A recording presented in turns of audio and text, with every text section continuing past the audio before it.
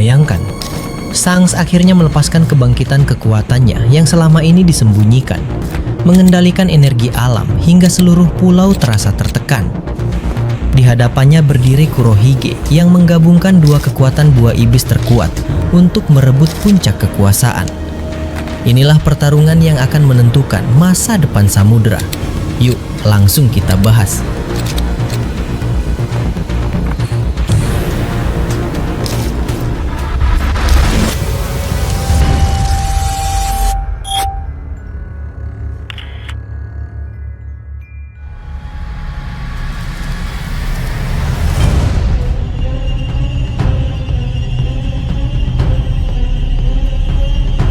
Melanjutkan pembahasan sebelumnya, kisah kali ini membentang di berbagai tempat yang terpisah. Namun semuanya dipenuhi ketegangan yang semakin memuncak. Setiap pertarungan berjalan dengan intensitas yang tak terduga, dan takbir setiap pihak perlahan mulai terungkap. Dimulai dari dunia matahari Elbaf. Awalnya Luffy dan Loki bertarung bersama melawan Im Sama dengan kekuatan yang seimbang. Namun keadaan berubah drastis saat pedang legendaris bernama Stigma milik Im Sama melesat dan menghantam tubuh Loki tepat di titik vital. Serangan itu membawa dampak yang luar biasa hebat, membuat sang pangeran raksasa itu terjerembab dan menderita luka yang sangat parah. Tanpa ragu, Loki terpaksa mundur sementara untuk memulihkan tenaga dan lukanya. Namun kemunduran satu pejuang tak lantas melemahkan semangat pertarungan. Kini, duel berubah menjadi 1 lawan 1. Luffy melawan Im Sama. Dan siapa sangka, pertarungan ini justru terasa lebih sengit dan seimbang dari sebelumnya. Kedua kekuatan raksasa itu saling bertukar serangan dengan kecepatan dan kekuatan yang menggetarkan tanah dan langit. Di tengah pertarungan ini, Luffy memperlihatkan perkembangan yang mencengangkan. Ia mulai menguasai dan memanfaatkan energi matahari dengan cara yang semakin kreatif. Bahkan Im Sama, sosok yang telah melihat berbagai macam kekuatan sepanjang masa, sampai mengakui cara Luffy mengolah energi itu sudah mencapai tingkat yang jarang dimiliki orang lain. Di tempat lain di Pulau Hachinosu, suasana tak kalah panas dan kacau. Katakuri akhirnya tiba dan langsung menghadang Kuzan, membawa serta dendam dan misi penyelamatan adiknya. Sementara itu, di bagian lain pulau itu, Kizaru kembali muncul mengganggu pertarungan dahsyat antara dua kaisar laut, Shanks melawan Kurohige. Dengan kecepatan cahaya yang dimilikinya, ia melancarkan serangan mendadak yang membuat kedua raksasa itu harus segera membagi fokus dan pertahanan mereka. Dan di salah satu markas sekutu pasukan revolusi, suasana dipenuhi ketegangan strategis. Gorose Mars sudah melihat dengan jelas pasukan pemerintah dunia dan angkatan laut yang dikirim ke sana sudah terdesak dan nyaris tak mampu bertahan lebih lama. Untuk menghindari kerugian yang lebih besar, ia memerintahkan seluruh pasukannya untuk segera mundur ke pulau yang sebelumnya sudah mereka kuasai, guna menyusun strategi baru. Namun, pemimpin kaum Lunaria tidak akan membiarkan mereka pergi begitu saja. Di balik tatapan tajamnya, sudah tersiapkan rencana yang akan membuat rencana mundur itu berubah menjadi jebakan berbahaya. Mari kita telusuri lebih dalam. Dimulai dari pertarungan paling menentukan di dunia matahari Elbaf. Sejak Loki terpaksa mundur karena luka parah akibat serangan pedang Stigma, beban pertarungan sepenuhnya jatuh ke pundak Luffy. Tapi bagi Luffy, ini bukanlah beban, melainkan kesempatan untuk menguji batas kekuatannya sendiri. Tenang saja Loki, istirahatlah sepuasnya, pulihkan tenagamu, biar aku yang melanjutkan ini dulu, seru Luffy dengan senyum percaya diri, seolah pergantian posisi ini hanya seperti berganti pemain dalam sebuah pertandingan. Memang tak lama sebelumnya, saat Luffy masih dalam masa pemulihan di sekolah Warus, Loki yang bertarung sendirian melawan Im Sama. Meskipun kekuatan Im Sama terasa tak tertandingi, Loki mampu bertahan dan memberikan perlawanan yang sangat membanggakan. Sekarang giliran Luffy yang melangkah maju menggantikan posisinya. Tanpa menunggu waktu lebih lama, Luffy langsung melancarkan serangan andalannya. Dalam Gear 5, ia melontarkan tendangan dahsyat bernama Gomu Gomu Dawn Stem yang diperkuat hingga berkali-kali lipat dengan aliran energi matahari. Namun, Im Sama hanya bergerak sedikit ke samping dan menghindar dengan mudah. Sebagai balasan, kedua tangannya memancarkan cahaya gelap yang mengerikan. Sebuah kekuatan baru yang belum pernah ia tunjukkan sebelumnya, energi iblis. Berbeda dengan api hitam Omen yang lebih bersifat membakar dan merusak, energi iblis ini memiliki sifat yang lebih tajam, berat, dan menghancurkan apapun yang disentuhnya. Melihat serangan itu melesat cepat ke arahnya, Luffy tidak panik. Dengan kelincahan khasnya, ia menggeser tubuhnya, memutar pinggangnya seolah sedang melakukan gerakan senam, lalu menghindari setiap tembakan dengan gaya yang terlihat lucu namun sangat efektif. Bahkan saat rentetan serangan itu terus menghujani dirinya, Luffy tetap bergerak lincah bagaikan angin. Saat momennya tiba, Luffy mendorong kekuatannya lebih jauh. Ia mengangkat sebuah batu besar seukuran rumah, lalu dalam sekejap mengubah bentuk dan ukurannya hingga menjadi sebesar bola voli. Ia melapisi batu itu dengan haki raja yang memancarkan kilatan petir hitam, serta membalutnya sepenuhnya dengan energi matahari yang bersinar terang. Dengan satu ayunan tangan yang keras, ia melemparkannya seperti melakukan pukulan tenis paling dahsyat. Batu itu melesat melintasi udara, meninggalkan jejak cahaya emas. Im Sama pun merespons dengan serangan terkuatnya. Ia mengarahkan kedua tangannya sekaligus, memancarkan semburan energi iblis yang sangat besar. Saat dua kekuatan raksasa itu bertabrakan di udara, terjadilah ledakan yang mengguncang seluruh area. Langit seolah terbelah dan tanah bergetar hebat. Setelah debu dan cahaya mereda, Luffy tidak berhenti. Ia mulai memusatkan energi matahari di telapak tangannya, lalu melepaskannya dalam bentuk tembakan-tembakan jarak jauh, persis seperti cara Im Sama menyerang tadi. Meskipun ukurannya lebih kecil, kecepatan dan kekuatannya tidak bisa dianggap remeh. Im Sama pun terpaksa harus menghindar dan menangkis dengan serius, menyadari bahaya yang mengintai. "Jadi ini cara kerjamu," gumam Im Sama dalam hati sambil mengamati.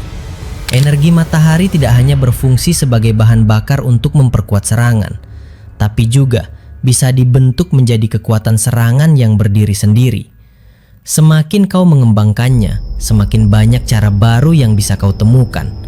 Benar-benar luar biasa. Mencoba bentuk baru lagi, Luffy memadatkan energi matahari menjadi sebuah tombak tajam yang memancarkan panas luar biasa, lalu melemparkannya ke arah Im Sama. Im Sama segera membentengi dirinya dengan perisai dari api hitam Omen. Namun, tombak itu justru menembusnya dengan mudah.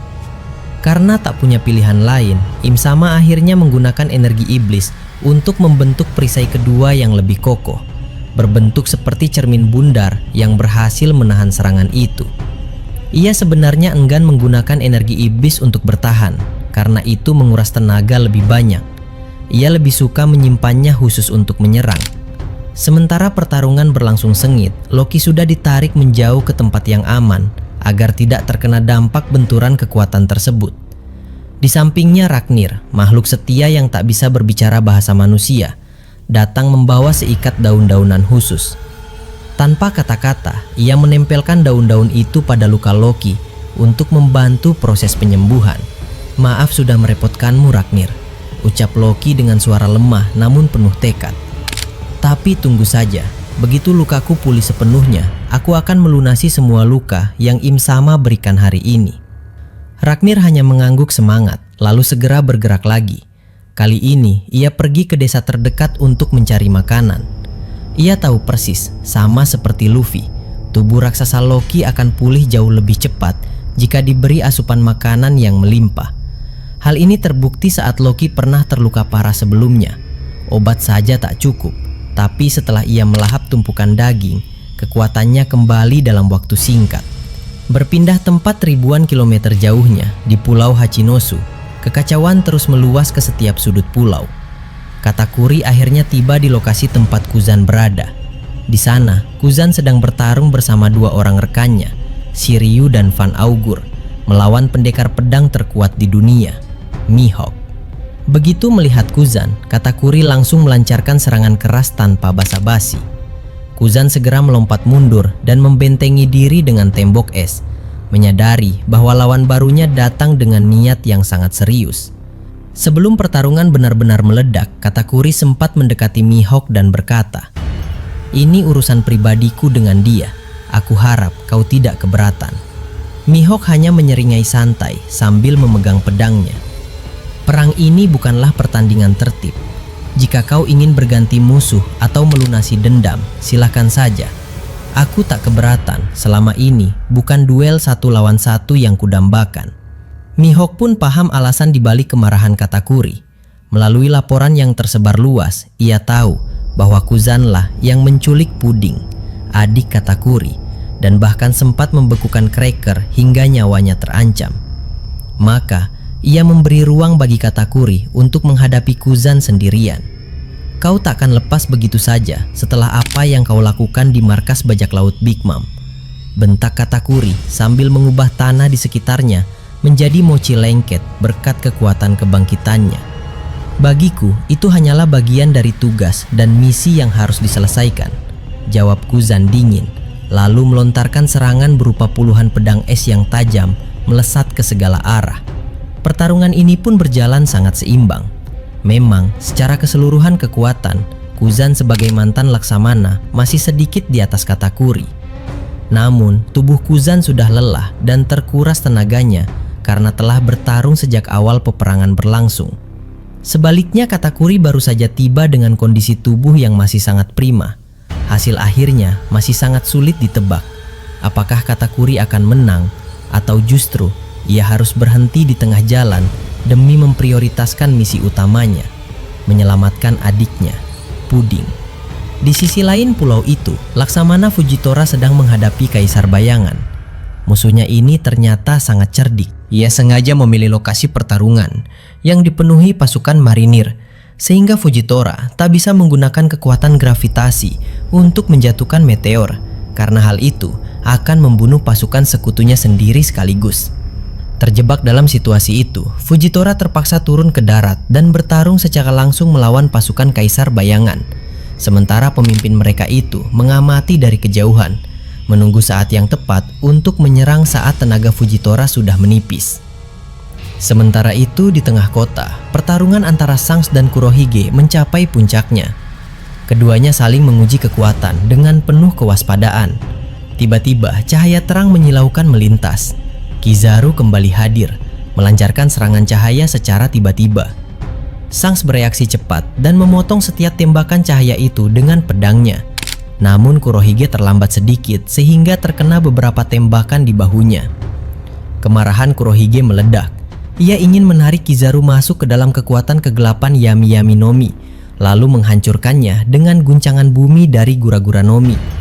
Namun ia sadar seketika, untuk melakukan itu, ia butuh waktu belasan detik yang terasa sangat lama di tengah pertarungan. Jika ia fokus sepenuhnya pada Kizaru, Shanks pasti akan memanfaatkan celah itu untuk menyerang dengan serangan mematikan.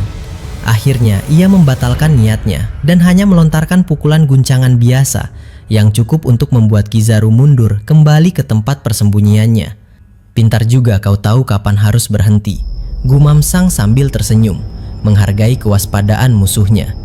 Di tempat lain, Koby dan Hina sedang terdesak berat. Mereka dikepung oleh pasukan elit divisi kedua bajak laut Kurohige, pasukan pedang yang dipimpin oleh Shiryu.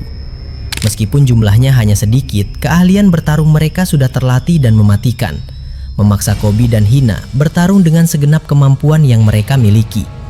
Berpindah ke lokasi terakhir, suasana terasa lebih dingin, namun penuh ketegangan strategis. Di salah satu pulau sekutu pasukan revolusi, Gorosei Mars berdiri dengan tak tajam menilai situasi. Ia sudah melihat kenyataan yang tak bisa dielakkan. Pasukan pemerintah dunia dan angkatan laut yang dikirim ke sini sudah terdesak hebat. Di hadapan mereka berdiri kekuatan yang sangat tangguh. Sabo, Morley, Lindbergh, pemimpin dan wakil kaum Bukanir, puluhan prajurit Rasul Lunaria yang memiliki kekuatan langka, serta bantuan tak terduga dari aliansi besar pimpinan Orlumbus. Melawan kekuatan sebesar itu, pasukan pemerintah dunia sudah tak punya peluang untuk menang. Segera mundur kembali ke pulau yang sudah kita kuasai sebelumnya. Perintah Mars dengan suara berat dan tegas. Kita akan menyusun rencana baru dari sana. Mars sendiri berjanji akan melindungi proses mundur itu hingga batas jarak tertentu. Ia datang ke pulau ini melalui lingkaran sihir yang diciptakan oleh Ksatria Suci, dan aturannya ketat. Ia tak bisa bergerak terlalu jauh dari titik kedatangan itu, meskipun lingkaran sihirnya sudah dihancurkan. Namun keputusannya ini bukan karena rasa belas kasihan pada pasukan bawahannya. Bagi Mars, nyawa mereka hanyalah angka. Ia melindungi mereka semata-mata agar kekuatan tempur pemerintah dunia tidak berkurang drastis. Kerugian apapun yang bisa dihindari harus dihindari, demi menjaga posisi kekuasaan yang sudah terbangun selama berabad-abad. Segera setelah perintah itu keluar, Mars berubah wujud menjadi bentuk pertarungan terkuatnya, bentuk Fimozan Isumade, agar bisa menahan serangan apapun yang datang. Namun Sabo dan pemimpin kaum Lunaria tak akan membiarkan mereka pergi dengan tenang. Kalian ingin lari setelah menghancurkan pulau-pulau kita sebelumnya? Tidak semudah itu, seru Sabo sambil menyalurkan api di kedua tangannya. Pemimpin Lunaria itu melangkah maju dengan tatapan tak tergoyahkan. Kalian harus membayar kerugian yang sudah kalian buat. Jika kalian ingin mundur, maka kalian harus melewati mayat kami terlebih dahulu. Di balik ketegangan itu, satu hal sudah pasti. Rencana mundur yang disusun rapi oleh Gorosei Mars akan segera berubah menjadi pertarungan terakhir yang sengit, di mana nasib pasukan pemerintah dunia akan ditentukan. Di tengah hiruk-pikuk pertarungan yang meluas di berbagai penjuru, ketegangan semakin memuncak seiring dengan munculnya dua kekuatan raksasa yang selama ini hanya menjadi bayang-bayang ancaman. Namun kini akhirnya melangkah masuk ke medan perang dengan membawa seluruh kekuatan yang mereka miliki tanpa ada yang ditahan sedikit pun. Di pulau sekutu pasukan revolusi yang dipenuhi asap tebal, bau besi dan darah, serta suara benturan senjata yang menggema hingga ke ujung pulau. Saat Gorosei Mars baru saja mengubah wujudnya menjadi bentuk pertarungan terkuat dan bersiap melindungi pasukannya yang hendak mundur guna menghindari kerugian lebih besar. Tiba-tiba, langit di atas pulau itu terbelah oleh cahaya keemasan yang menyilaukan mata, disertai getaran ruang yang terasa hingga ke tulang sumsum. Setiap makhluk yang ada di sana, seolah alam itu sendiri bergetar ketakutan, menyambut kedatangan sosok agung ini. Dari celah yang terbentuk di udara, turunlah sosok yang memiliki kedudukan setinggi raja di antara para ksatria suci, yaitu Garling Vigarland. Sosok yang disebut-sebut sebagai perisai terkuat dan pedang paling tajam yang dimiliki oleh pemerintah dunia selama 800 tahun terakhir. Ia membawa aura kekuasaan yang sedemikian beratnya, hingga rumput dan tanah di sekitarnya tertekan menjauh. Bebatuan retak-retak, dan udara terasa sesak seolah tak sanggup menahan keberadaannya yang luar biasa itu. Sejak awal kehadirannya, tidak ada keraguan sedikit pun bahwa ia tidak datang hanya sebagai pengamat atau penengah, melainkan untuk memastikan bahwa kekacauan ini berakhir dengan kemenangan mutlak bagi pihak yang ia wakili. Dan kali ini, ia tidak akan menahan satupun dari kemampuan terbesarnya yang selama ini disembunyikan dari pandangan dunia. Saat ia melangkah turun menyentuh tanah, energi yang melingkupi tubuhnya bukan sekedar kekuatan fisik biasa, melainkan campuran kekuatan keturunan kerajaan kuno yang telah berkuasa sejak masa kekosongan sejarah, ditambah dengan penguasaan haki yang mencapai tingkat tertinggi yang jarang dimiliki makhluk hidup manapun, serta kemampuan khusus yang hanya diwariskan dalam keluarga tertinggi yang menguasai rahasia dan sejarah tersembunyi dunia. Melihat kedatangan sosok yang memiliki pengaruh dan kekuatan sebesar ini, Sabo segera mengeratkan genggamannya pada tongkat besi andalannya, sementara api yang melingkupi seluruh tubuhnya meluap menjadi lebih besar, lebih terang, dan jauh lebih panas dari sebelumnya. Menyala dengan intensitas yang seolah ingin menandingi cahaya keemasan yang dibawa oleh tamunya yang baru datang. Jadi akhirnya kalian mengerahkan kekuatan terbaik yang kalian miliki, yang selama ini hanya kalian simpan untuk situasi paling genting, gumam Sabo dengan suara tenang namun penuh tekad. Matanya menyipit, penuh kewaspadaan, namun tanpa rasa takut sedikit pun. Justru terlihat semakin bersemangat menghadapi tantangan yang lebih besar. Tapi ketahuilah, kami tidak akan mundur selangkah pun. Bahkan jika itu berarti harus melawan seluruh kekuatan yang ada di balik tirai kekuasaan ini. Perjuangan kami bukan hanya untuk diri sendiri, melainkan untuk jutaan orang yang telah lama hidup dalam ketakutan dan penindasan. Di sampingnya, sang pemimpin kaum Lunaria beserta seluruh pasukannya pun mengangkat kepala dengan tatapan tajam dan tegas. Sayap hitam dan merah mereka terbuka lebar, memancarkan nyala api keemasan yang melambangkan keabadian ketahanan mereka. Siap mengorbankan nyawa demi melindungi tanah yang menjadi tempat berdiri mereka dan prinsip yang mereka pegang. Morley segera mengubah struktur tanah di sekitarnya menjadi benteng alami yang kokoh, sementara Lindbergh dan anggota pasukan lainnya bersiap mengatur strategi dan peralatan perang terbaik yang mereka miliki. Pertarungan antara Garling Vigarland melawan Sabo beserta seluruh kekuatan pasukan revolusi ini diprediksi akan menjadi salah satu benturan terbesar dan paling menentukan dalam sejarah perang ini. Karena di satu sisi berdiri sosok yang memiliki akses ke rahasia tertinggi dunia, yang kemampuannya belum pernah diperlihatkan secara utuh kepada siapapun selama ini. Dan di sisi lain berdiri kekuatan yang membawa harapan bagi jutaan orang yang tertekan, yang setiap anggotanya bertarung bukan hanya dengan tenaga fisik semata, melainkan dengan keyakinan yang membara di dalam dada dan tujuan yang jelas serta mulia. Potensi dari pertarungan ini sangatlah besar, penuh ketidakpastian, dan akan membawa dampak yang meluas hingga ke seluruh penjuru dunia. Jika Garling Vigarland melepaskan seluruh kekuatannya tanpa menahan diri sedikit pun, ia akan mampu mengendalikan ruang dan energi di sekitarnya dengan jangkauan yang sangat luas. Serangannya bisa menembus pertahanan biasa hanya dengan satu tekanan aura.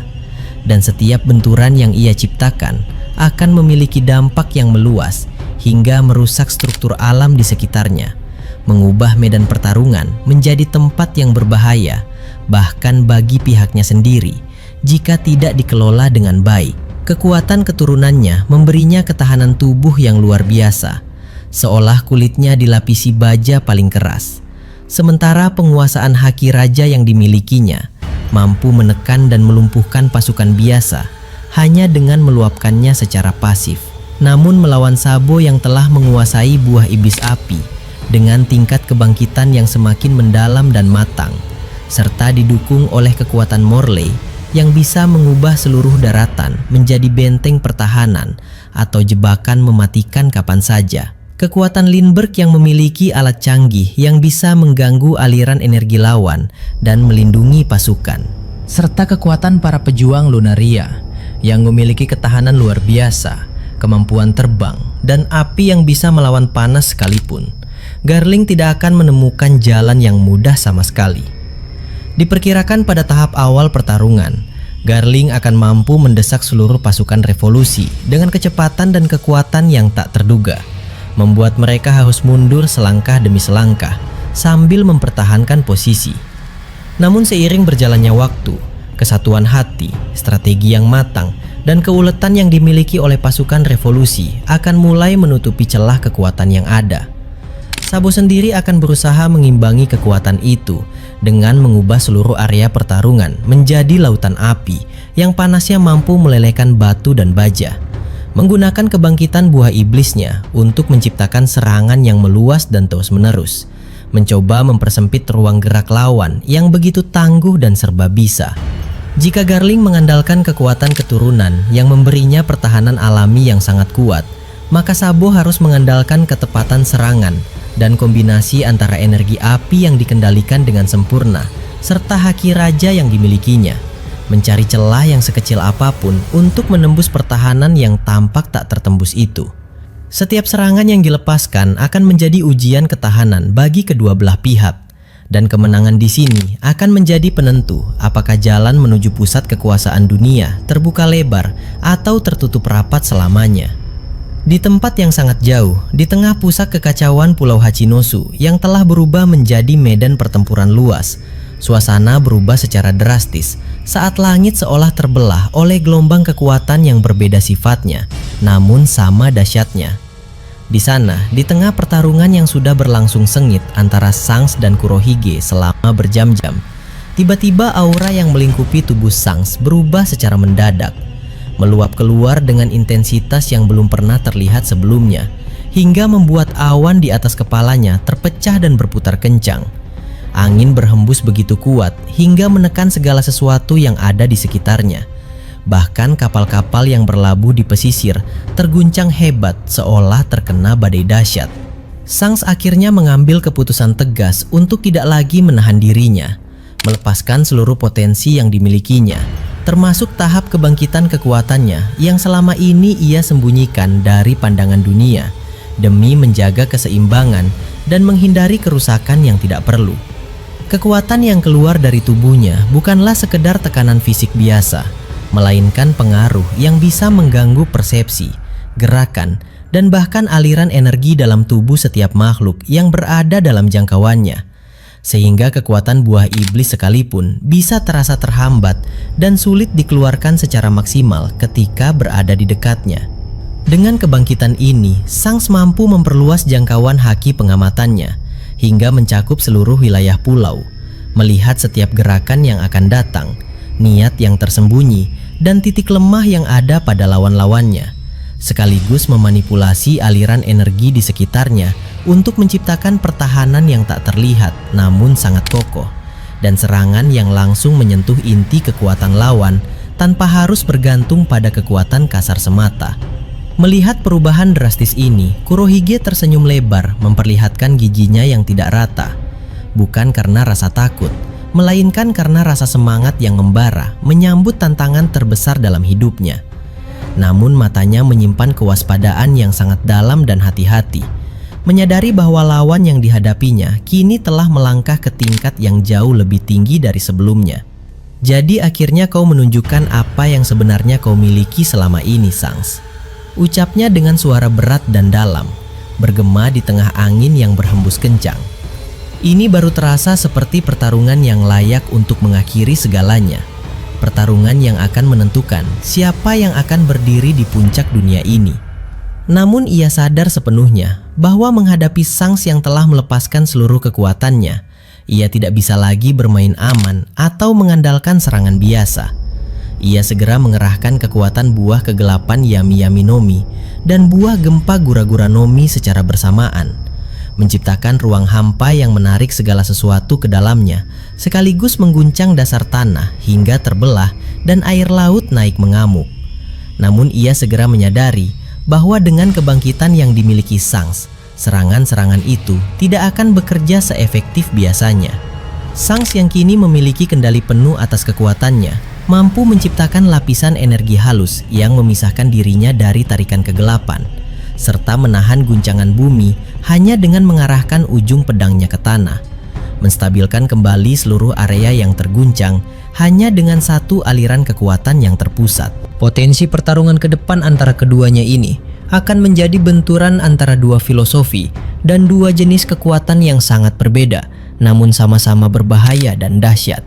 Di satu sisi ada Shanks yang mengandalkan kesempurnaan penguasaan haki dan kebangkitan yang mengatur aliran energi alam, menjadikan setiap gerakan dan ayunan pedangnya memiliki presisi dan kekuatan yang terpusat, sehingga meskipun ia melawan Kurohige beserta seluruh pasukan andalannya yang terdiri dari orang-orang kuat seperti Sirius si pendekar bayangan, Pizarro yang menguasai wilayah, Van Augur yang memiliki tembakan mematikan, dan Dr. Q yang membawa penyakit serta racun, ia tetap bisa membagi perhatian dan melindungi sekaligus menyerang dengan tenang dan terukur. Di sisi lain ada Kurohige yang memiliki kekuatan yang paling berbahaya dan merusak yang pernah ada, mampu menyerap serangan apapun dan membalasnya dengan kekuatan yang berlipat ganda, serta memiliki bawahannya yang masing-masing memiliki keahlian dan kekuatan khusus yang bisa mengganggu keseimbangan pertarungan jika dibiarkan bergerak bebas. Namun saat Shanks sudah berada di puncak kekuatannya, kemampuan membaca gerakan dan niat lawannya akan menjadi sangat tajam. Bahkan ia bisa memprediksi serangan dari setiap bawahan Kurohige sebelum mereka sempat mengangkat tangan, sehingga ia bisa menahan atau menangkisnya hanya dengan gelombang kekuatan yang ia keluarkan dari tubuhnya tanpa perlu mengayunkan pedang sekalipun. Jika pertarungan ini berlanjut menuju tahap puncaknya, diperkirakan akan terjadi pergeseran besar dalam peta kekuasaan di dunia. Kekuatan kebangkitan yang dimiliki Shanks akan memungkinkannya untuk menciptakan serangan yang bisa menembus kegelapan yang menjadi andalan utama Kurohige. Karena serangan itu tidak hanya mengandalkan kekuatan fisik atau energi biasa, melainkan menyentuh inti keberadaan energi itu sendiri dan memisahkannya dari sumber kekuatannya. Namun Kurohige tidak akan menyerah atau mundur begitu saja. Ia akan berusaha memanfaatkan setiap celah, kelelahan, atau kelemahan yang mungkin muncul dari penggunaan kekuatan besar itu, mencoba menyerang saat Shanks sedang memusatkan tenaganya, serta memerintahkan para bawahannya untuk mengganggu fokus sang kaisar dari segala arah. Namun di sisi lain, kehadiran kekuatan penuh Shanks ini juga akan menarik perhatian seluruh pihak yang terlibat dalam perang ini, bahkan hingga ke pertarungan lain yang sedang berlangsung di Elbaf, di mana Luffy dan Im Sama sedang bertarung, serta di tempat-tempat lain, karena gelombang kekuatan yang dihasilkan akan terasa hingga jarak yang sangat jauh, seolah mengirimkan sinyal bahwa perang ini telah memasuki babak terakhir yang paling menentukan.